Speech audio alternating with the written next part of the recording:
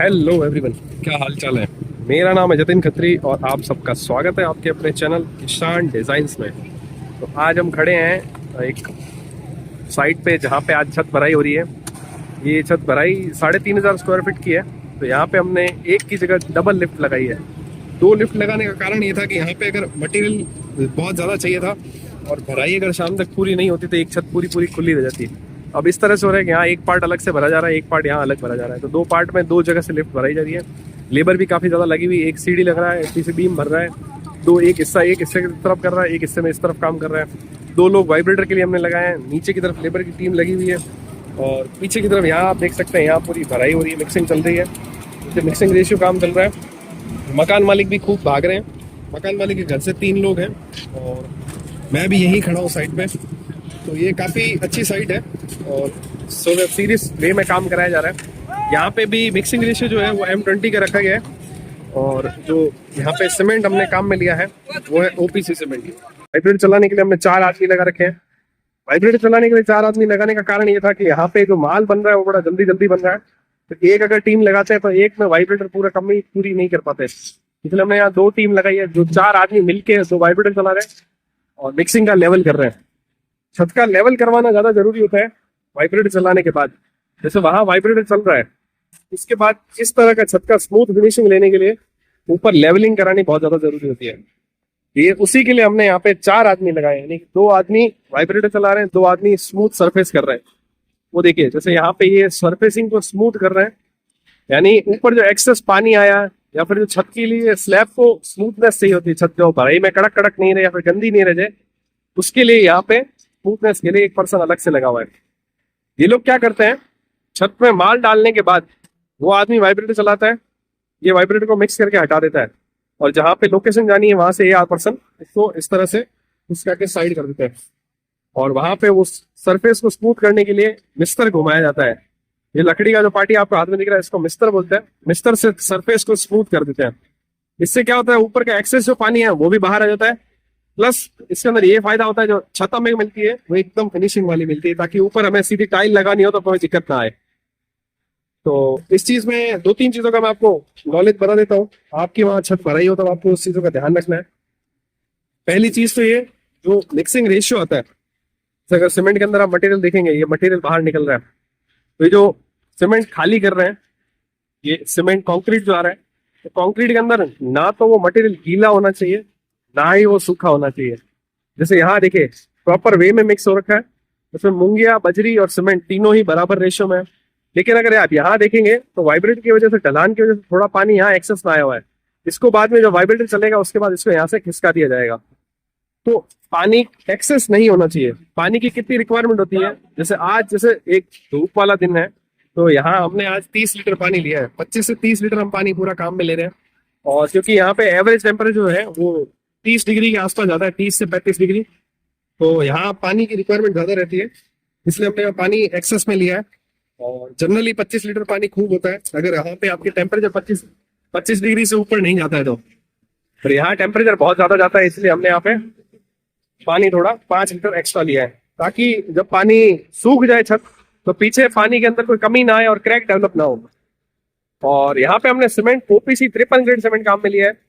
OPC 53 grade cement काम लेने का ये मतलब था कि यहाँ पे स्ट्रेंथ हमें बड़ी जल्दी चाहिए थी, तो उसके लिए हमने काफी मशक्कत करी और OPC 53 ग्रेड को करवाया फाइनल। मैं चाह रहा था यहाँ पे कॉन्क्रीट स्पेशल सीमेंट काम में लिया जाए, लेकिन मकान मालिक का कहना था मेरे को OPC ही ज्यादा पसंद है, तो मैंने OPC सीमेंट को ज्यादा प्रेफर किया। और जैसा आप यहाँ देख सकते हैं OPC सीमेंट का जो स्लरी बन के आ रही है वो स्लरी भी काफी सही बन के आ रही है, ऐसे कोई खराब नहीं है। यहाँ मिक्सिंग रेशियो देख सकते हैं, ये सीमेंट के अंदर जो वर्केबिलिटी आती है वर्केबिलिटी प्रॉपर आ रही है। पानी का, सीमेंट का, बजरी का और मूंगिया जो आता है, इन चारों का मिक्सिंग जो रेशियो है वो प्रॉपर होगा तो वर्केबिलिटी बहुत अच्छी आएगी। तो 53 ग्रेड में सेम स्ट्रेंथ गेन करने के लिए हमने यहाँ पे मिक्सिंग प्रॉपर करी है। दूसरा वाइब्रेटर, हम डीजल वाला वाइब्रेटर काम पे ले रहे हैं, क्योंकि डीजल वाइब्रेटर का कारण ये होता है कि इलेक्ट्रिक वाइब्रेटर होता है वो बड़ा काम करता नहीं है ज्यादा लंबे टाइम तक, और डीजल वाइब्रेटर के अंदर पावर ज्यादा होती है। तो जितनी बड़ी छत होती है वहां आप डीजल वाइब्रेटर काम में लेंगे तो ही ज्यादा बेहतर है। तो ऑप्टिमम स्ट्रेंथ गेन करने के लिए हमने सारे पूरे हथकंडे अपनाए हैं। या हमने लाइट के जो वायर हैं वो पहले से पाइप हमने लगा रखे हैं, अंडरग्राउंड पाइपिंग कर रखी है। हमने 2-3 आदमी एक्स्ट्रा लगवा दिए और इधर आदमी अलग से लगा दिया, यानी कि छत के अंदर कहीं पे भी ऐसी जगह नहीं है हमने कमी छोड़ी है। प्लस प्लेट की अगर भराई चल रही है तो वहां पे भी मैंने प्लेट लगाने के लिए 2 आदमी एक्स्ट्रा लगे हुए हैं। और अगर आपको चाहिए तो मैं आपको ये भी दिखा दूं कि नीचे जो है हमने मकान मालिक को एक्स्ट्रा में खड़ा किया है, वो वहां पे रेशियो चेक कर रहे हैं, उनकी जो वाइफ है वो भी रेशियो चेक कर रही है। अगर आप देखेंगे तो मैं एक उनके जो ब्रदर है वो दूसरी टीम के साथ में खड़े हैं, तो कहीं पे भी कोई कमी ना रह जाए इसके लिए हमने पूरी की पूरी टीम लगा रखी है और वो इस चीज का पूरा प्रॉपर ध्यान रख रहे हैं। और साथ में मैं भी ऊपर यहीं खड़ा हूँ ताकि छत भराई के अंदर कोई भी मिस्टेक ना रह जाए। तो आप भी अपने घर में अगर छत भराई करवाते हैं तो ऐसी ऐसी छोटी छोटी चीजों का ध्यान रखें कि सरिया प्रॉपर बंधा हुआ है नहीं, नीचे अंदर लेवल गिट्टी लगी हुई है नहीं, जो क्रैंक उठाए थे वो क्रैंक प्रॉपर लगे हैं या नहीं लगे हैं, वो हट गए या नहीं हटे, वाइब्रेटर प्रॉपर वे में चल रहा है कि नहीं चल रहा है, सीमेंट के अंदर जो मिक्सिंग रेशियो आ रहा है, जो वर्केबिलिटी के लिए हमें स्लरी चाहिए होती है या फिर ऐसा समझे कंक्रीट जो चाहिए होता है वो कंक्रीट की मिक्सिंग प्रॉपर वे में है या नहीं है। और साथ में अगर आपने प्लेट वगैरह बांधी है तो प्लेट प्रॉपर वे में लगी हुई है नहीं, तो प्लेट चेक करने के लिए भी पर्सन को लगाएं। और सीढ़ियां जब भरनी है आपको, सीढ़ी भराने के लिए जो आदमी लगा वो भी प्रॉपर है या नहीं है।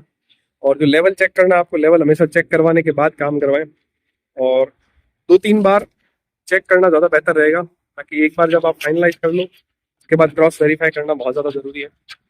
जब ये चीज़ हो जाए तब आपको चीज़ें समझ में आ जाएगी। और कोई इलेक्ट्रिसिटी का पाइप, प्लम्बिंग का पाइप एक्स्ट्रा कोई बाकी हो तो वो पहले से लगा दिया करें, क्योंकि जब भी आप ड्राइंग क्लियर करवाते हैं तो ड्राइंग में आपको समझ में आ गया होगा कि ड्राइंग में कहाँ कहाँ हमें पाइपिंग की जरूरत है। तो जहाँ एक्स्ट्रा पाइप चाहिए होता है, जैसे देखिए वहाँ पे इलेक्ट्रिकल पाइप हमने वहाँ लगा रखा है। तो जब भी आपको जैसे चीज़ क्लियर हो जाए कि यहाँ पे हमें लाइट के पॉइंट या फिर प्लम्बिंग के पॉइंट वहाँ में पाइप एक्स्ट्रा चाहिए या ओटीएस खाली छुड़वानी है, तो वहाँ पे प्लेट वगैरह प्रॉपर वे में लगवा दें। पाइपिंग वगैरह जैसे हमने यहाँ छुड़वा रखी है, यहाँ एक पाइप लगा हुआ है, वहाँ दूसरा पाइप लगा हुआ है, तो आप पाइपिंग वगैरह प्रॉपर छुड़वा सकते हैं। और जो कंक्रीट का जो मिक्सिंग है वो मिक्सिंग रेशियो भी प्रॉपर रहना चाहिए। मिक्सिंग रेशियो का हमेशा ध्यान रखें, पानी कितना जा रहा है, सीमेंट की तगारी कितनी यूज़ हो रही है, बजरी कितनी जा रही है, उसकी एक क्वांटिटी गिनती फिक्स रहती है। जैसे अगर M20 ग्रेड का हमने रेशियो लिया है, उसके अंदर आप काउंट कर सकते हैं कि M20 के अंदर हमें 1 पार्ट सीमेंट का लेना है, 1.5 पार्ट हमें बजरी का लेना है और 3 पार्ट उसके अंदर हमें मूंगे डालना है। तो इस तरह से अगर काउंट करते हैं, 3 पार्ट सीमेंट आता है तो 5 पार्ट हमें बजरी लेनी है और 9 पार्ट के अंदर हमें मूंगिया काम में लेना है। यहाँ पे 10 mm और 20 mm का दोनों मूंगिया साथ में काम में लिया जा रहा है। इससे क्या फ़ायदा हो रहा है कि जो थिकनेस हमें ऑप्टिमम चाहिए वो ऑप्टिमम थिकनेस हमें प्रॉपर वे में मिल रही है। तो मिक्सिंग रेशियो जो है वो प्रॉपर बनाना बहुत ज़्यादा ज़रूरी है। इसके लिए एक पर्सन खड़ा कर दें या फिर आप खुद खड़े रहें उसके ऊपर, और ऊपर वाइब्रेटर जब चलाना हो तब वाइब्रेटर टाइम पे चलना बहुत ज़्यादा ज़रूरी होता है। और फैलाव जो है सीमेंट का वो करना बहुत ज़्यादा ज़रूरी है। जैसे देखिए ये भैया अभी यहाँ पे हमने पूरा माल डलवा रखा था, वहाँ पे वो लेवलिंग कर रहे हैं। लेवलिंग हो जाए उसके बाद आप कुछ भी किसी तरह से काम करें कोई दिक्कत नहीं आती। लेवलिंग और मिक्सिंग रेशियो का प्रॉपर वे में ध्यान रखें। और जैसे यहाँ देखते हैं अब स्लरी को प्रॉपर वे में बनाएं, तो इस तरह से आपका काम पूरा प्रॉपर वे में हो जाएगा। तो उम्मीद करता हूँ ये वीडियो और जानकारी आपको काफ़ी पसंद आई होगी।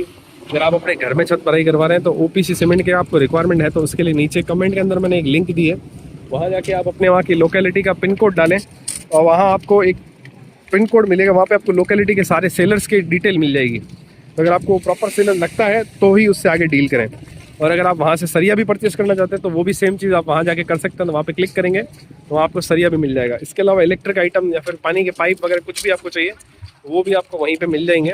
आपको सिर्फ करना इतना है, लिंक पे क्लिक करने के बाद अपने वहाँ की लोकेलिटी एरिया में डाल दें और वहाँ के वेरीफाइड सेलर को पता लगाएं, ताकि आप इजीली वहाँ से माल परचेस कर सकते हैं। आपको डील जेन्युइन लगती है तो ही माल परचेस करें।